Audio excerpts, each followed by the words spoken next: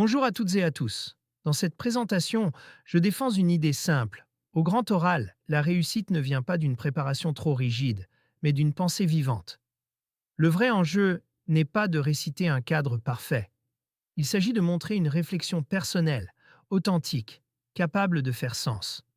Nous allons donc opposer deux logiques, la pensée matricielle, qui enferme, et l'intelligence vive, qui relie, nuance et argumente. Voici le paradoxe de la préparation. On prépare l'élève pour l'aider. Mais si cette préparation devient trop mécanique, elle finit par transformer une pensée personnelle en discours automatique. Autrement dit, à force de vouloir tout faire entrer dans des cases, on réduit la complexité du réel.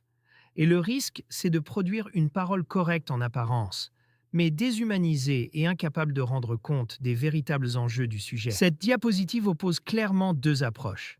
D'un côté, la pensée matricielle. Elle range, dépolitise, cadre et schématise. Elle rassure, mais elle enferme le sujet dans une logique mécanique. De l'autre, l'intelligence vive. Elle analyse, s'engage, relie et raisonne. Elle accepte la complexité et permet au candidat de construire une parole plus organique, plus personnelle et surtout plus pertinente pour le grand oral. Ici, je vous propose une ressource gratuite pour vous aider à progresser vers l'excellence au grand oral. Vous pouvez télécharger un extrait pour vous entraîner dès maintenant. Ici, on dépasse ce que j'appelle l'illusion de lucidité. Les matrices donnent parfois une impression de clarté, mais cette clarté peut être trompeuse, car elle efface le réel derrière la structure. Or, le jury n'attend pas seulement un plan propre. Il évalue aussi la solidité des connaissances et la capacité à relier les savoirs. Un discours trop scolaire ou trop schématique risque donc d'être pénalisé. La différence essentielle se joue ici entre classer et analyser. Un niveau insuffisant consiste à trier des éléments sans véritable raisonnement. On classe, mais on ne pense pas vraiment.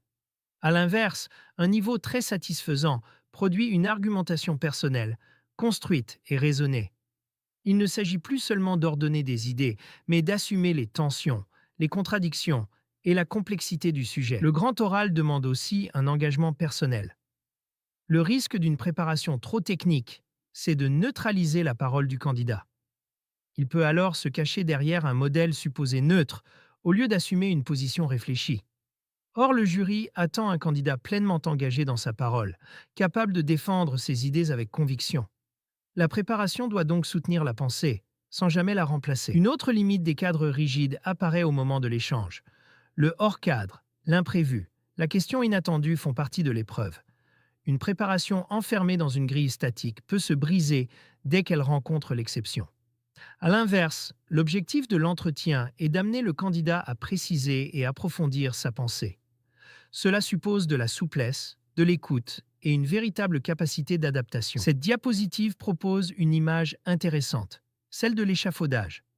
Pendant les 20 minutes de préparation, les notes servent de support temporaire. Elles aident à faire émerger la réflexion, à organiser les idées et à sécuriser la prise de parole. Mais au moment du passage, ce support doit s'effacer. Le jour de l'oral, le candidat doit montrer qu'il maîtrise son sujet et qu'il est capable de sortir du cadre pour produire du sens. Ici, la synthèse met en évidence 5 différences majeures. Sur le plan, l'intelligence vive relie les savoirs au lieu de créer une simple illusion de lucidité. Dans l'argumentation, elle raisonne au lieu de classer mécaniquement. Dans la posture, elle assume l'engagement personnel. Dans l'échange, elle sait approfondir hors du cadre.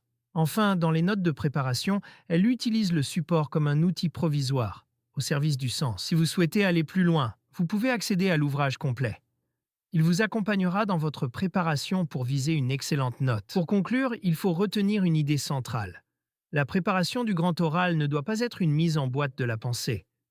Elle doit au contraire développer une intelligence vivante, capable d'argumenter au-delà des automatismes. Préparer ne signifie donc pas enfermer. Préparer, c'est donner une structure assez solide pour soutenir la parole, mais assez ouverte pour laisser place à la pensée, à la nuance et à la conviction.